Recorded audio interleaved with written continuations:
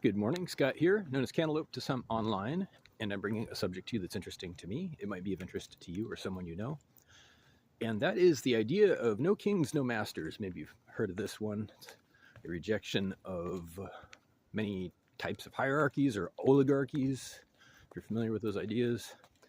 No kings, no masters, no gods. Sometimes that's in there too. Same idea.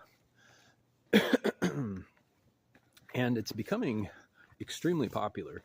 I want to weigh in on this idea because it's rooted in a lie, first of all.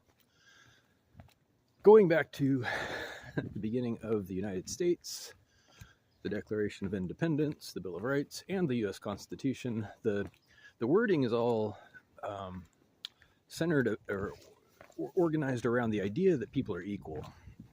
And it's worded very badly. It's phrased in a way that is confusing, and the courts and the people have been confused since this stuff was written. And they take it to mean that people themselves are equal or should be equal, when in fact nothing can be further from the truth. And here's the problem: it's not the truth.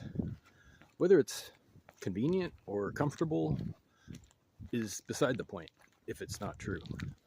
If we're basing policies and infrastructure on a lie, you already know what's going to happen with that.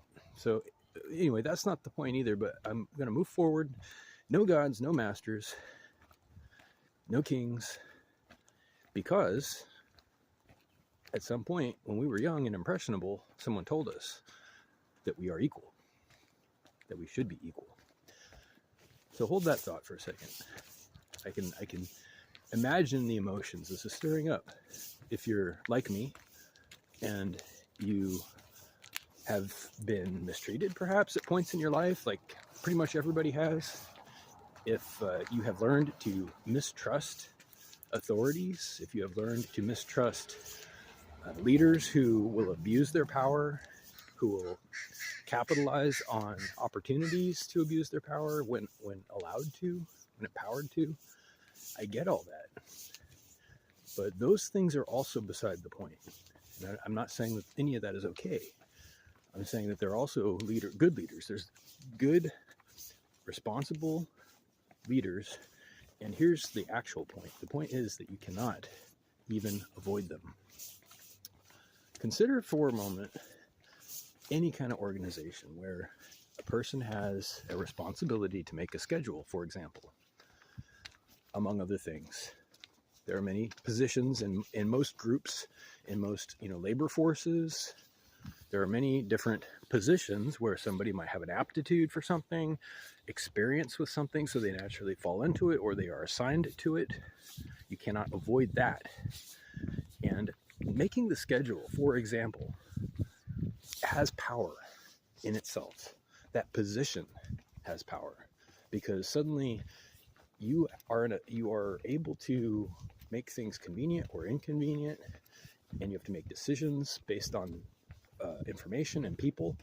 Suddenly you are in a position where someone might benefit from doing you favors, and you see where it goes. But the point is, that is a type of king. That's how it all begins. That's how it starts. So I want to reemphasize in this video, I'm going to kind of wrap it up. I'm at 4 minutes, so I'll reemphasize that the way forward is on basis of truth. Basis of truth is the only way forward.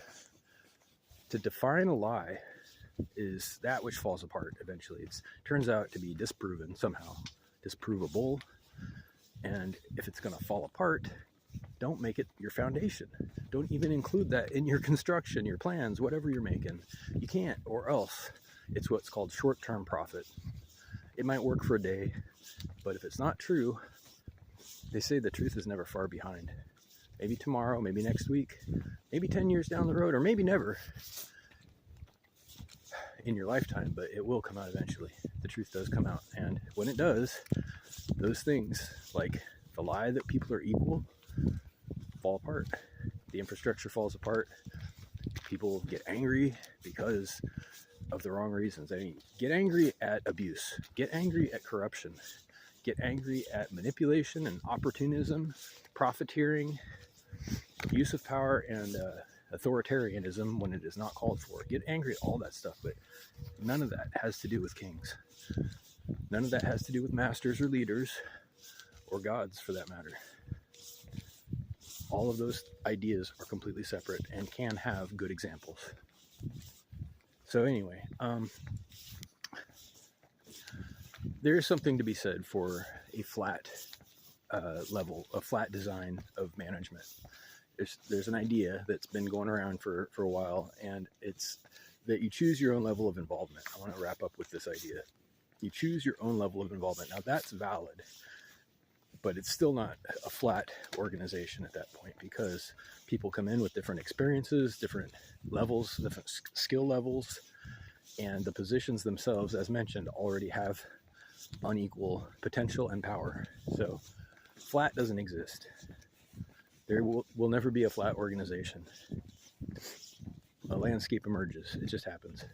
So if you have questions or comments, please reach out to whitehotrobot@gmail.com. Thank you.